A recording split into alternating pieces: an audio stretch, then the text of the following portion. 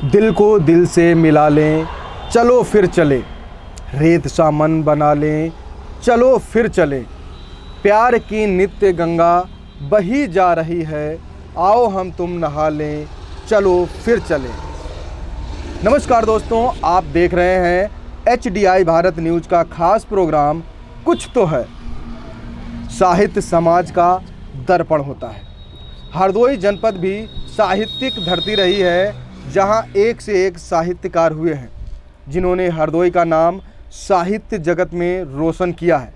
तो आइए आज हम मिलवाते हैं पवन कश्यप जी से, जो किसी परिचय के मोहताज नहीं हैं, जिन्होंने अपनी रचनाओं व काव्य पाठ से पूरे देश में हरदोई का नाम रोशन किया है।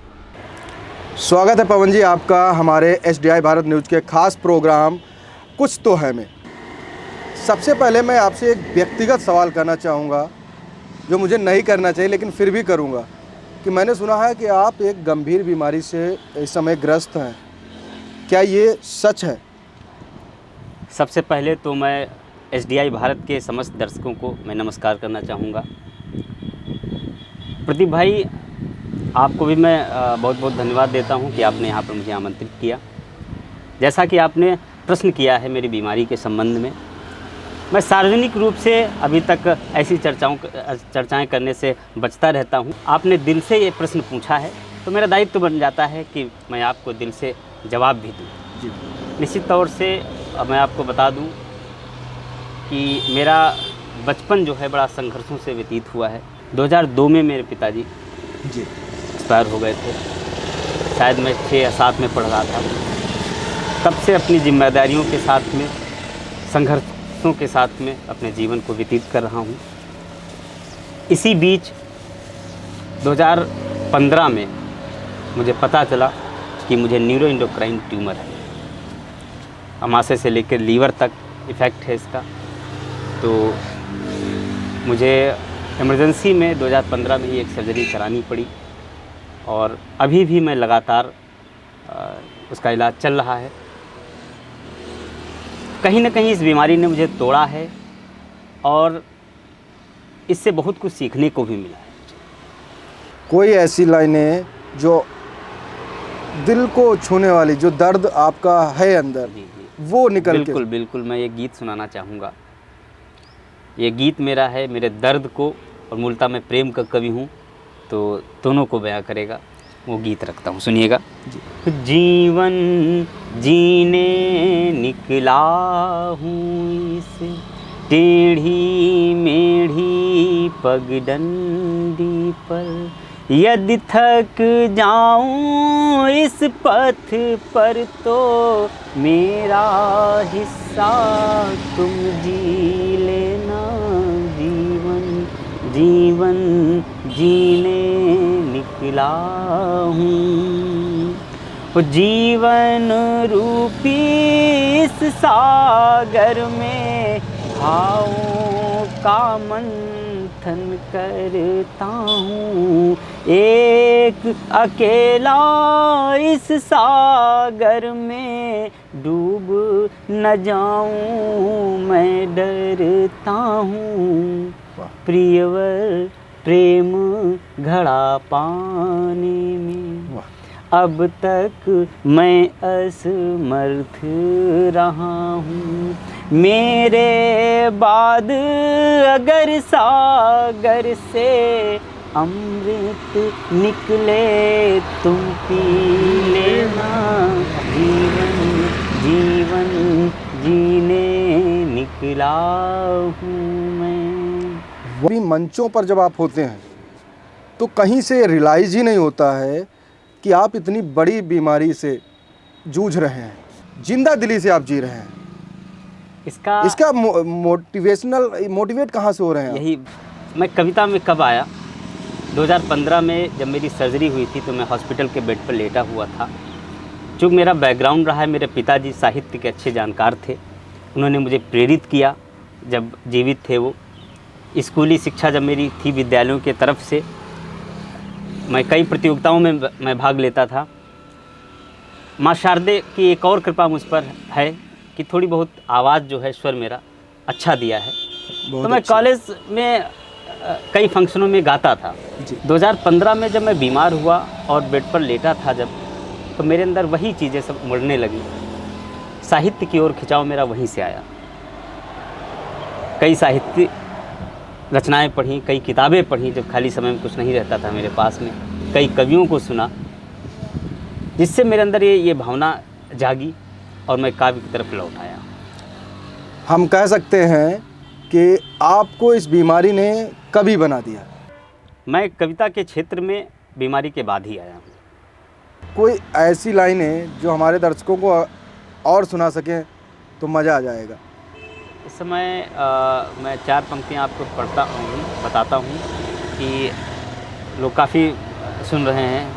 जो पंक्तियाँ मंचों पर भी मैं इस समय पढ़ रहा हूँ वो आपके समक्ष रखता हूँ, सुनिएगा क्या क्या हो रहा है।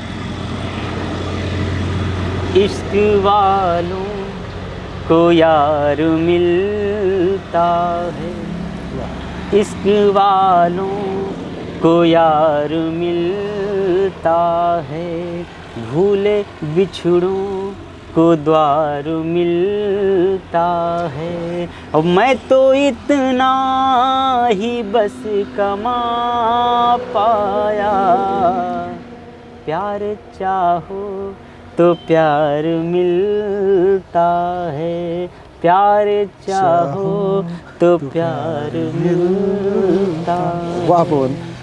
4 पंक्तियाँ और वायरल हैं। जी जी जी बिल्कुल।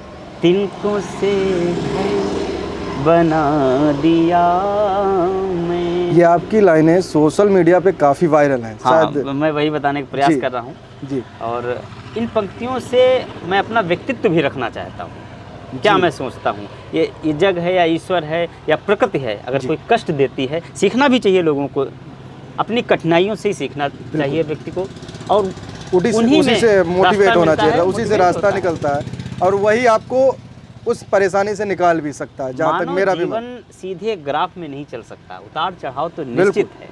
आप ये मत कहिए मुझे सारी आराम मिल जाए, सुख सुविधाएं मिल जाएं, जीवन का मतलब नहीं, मतलब फिर वो नीरस हो जाता है। संघर्ष ही है। बिल्कुल। आपने संघर्ष कर लिया है तो संघर्ष से ही आपका नाम बनना है, और संघर्ष से ही आपकी प्रतिभा निखरती है। बिल्कुल। जैसे कि लोहे को जितना तपाया जाता है उतना ही वो मजबूत होता है, सोना जितना तपाया जाता है उतना ही वो कुंदन बन के निकलता है। बिल्कुल, बिल्कुल। जी, आप वो जो तिनकों से घर बना दिया मैंने, तिनकों से घर बना दिया मैंने, श्राप को वर बना दिया मैंने, और तुमने पत्थर मुझे बनाया था, संगे मरमर बना दिया मैंने, क्या बात है। संगे मरमर बना दिया मैंने। पवन जी, आप जब सुनाते हैं तो मन करता है कि सुनते रहें। मैं फिर कहूँगा कुछ और चंद लाइनें हो जाएं। चलिए, बहुत बहुत धन्यवाद। ये प्रेम है हमारे सभी श्रोताओं के, जितने दर्शक हैं और जितने प्रेम करने वाले मुझे हैं हरदोई, अन्य जनपद, प्रदेश, देश में, उनकी वजह से कुछ लिखने का भी मुझे हौसला मिलता है और कुछ कहने का भी हौसला मिलता है। बद्दुआएं नसर लगी होती, काश थोड़ी खबर लगी होती, मैं भी कब का संभल गया होता, एक ठोकर अगर लगी होती, एक ठोकर अगर लगी होती। आपने दर्शकों की बात कही तो मैं युवाओं के लिए भी 4 पंक्तियाँ पढ़ देता हूँ। जी। मोहब्बत में इस समय देखिए, मोहब्बत जो ऐसी विषय है जिसका अंत नहीं है। बिल्कुल। तो 4 पंक्तियाँ पढ़ता हूँ कि मोहब्बत में स्वरूप तो कई हैं। हाँ। और मैं वैसे भी वियोग का कवि माना जाता हूँ, श्रृंगार में भी। हाँ, आपकी हर लाइन में एक हल्का सा कहीं दर्द आपको दर्द दिखता है। तो मेरा जो व्यक्तिगत जीवन है वो कहीं न कहीं परिलक्षित हो जाता है। लेकिन हर जिंदगी में कहीं न कहीं दर्द होता है तो आदमी आपसे रिलेट कर पाता, मुझे लगता है उसी वजह से रिलेट कर पाता। ये भी सच है, ये भी सच है। क्योंकि हर जिंदगी में कहीं न कहीं उतार दुख सुख जो होते हैं जीवन में आते रहते हैं, जी लेकिन अगर हम ग्राफ देखें और टाइम पीरियड देखें तो सुख की अपेक्षा दुख का ज़्यादा होता है। जो हाँ बिल्कुल, दुख का ज़्यादा होता दुख है। का ज़्यादा होता है, दुख सुख क्षणिक होता है। बिल्कुल। अगर आप ऊंचाई पर जाते हैं तो आपको ऊंचाई जाने में समय लगेगा, समय लगेगा। रुके रहने में कितना समय लगेगा आप जानते हैं। हाँ बिल्कुल बिल्कुल।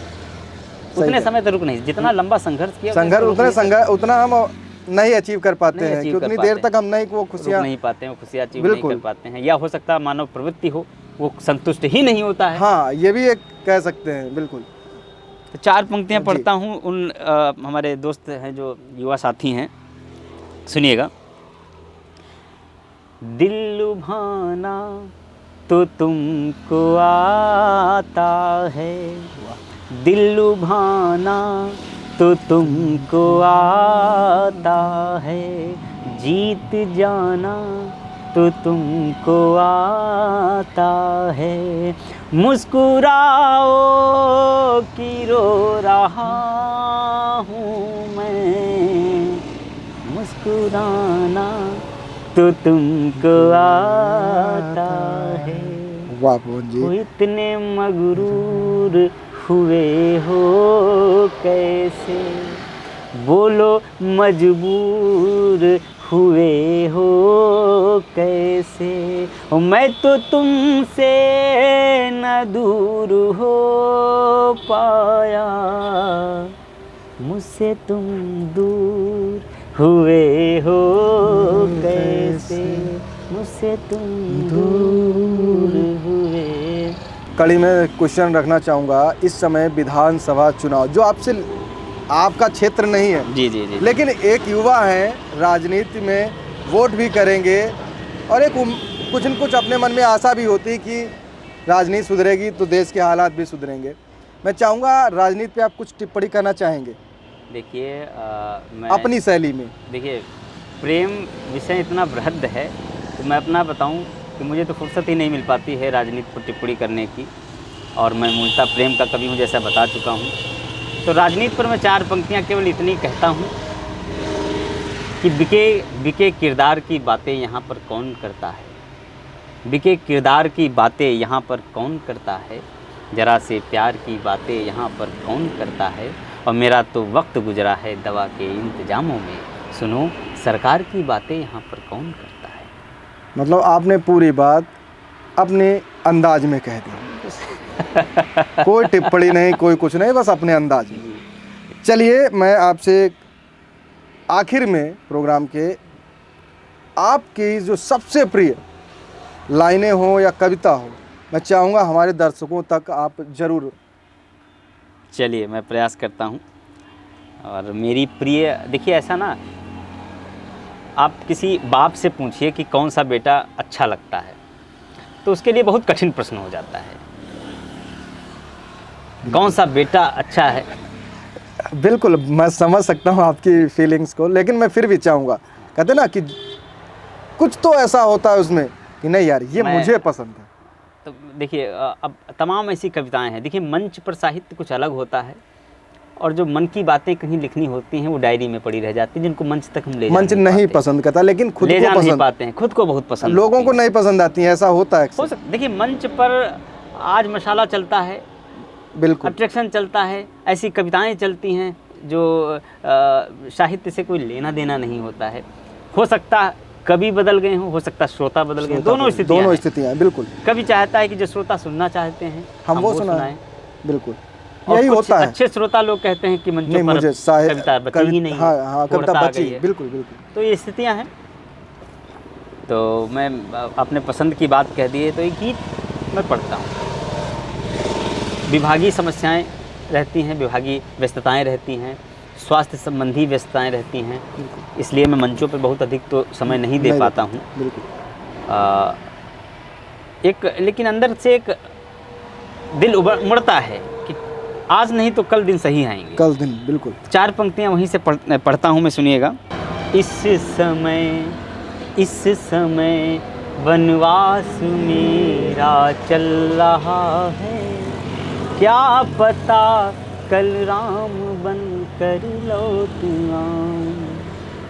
इस समय वनवास मेरा चल रहा है, क्या पता कल राम बन कर लौट आऊं। मन अयोध्या की खुशी में मौन रहकर मंद स्वर में तीव्र लौ को भर रहा हूँ।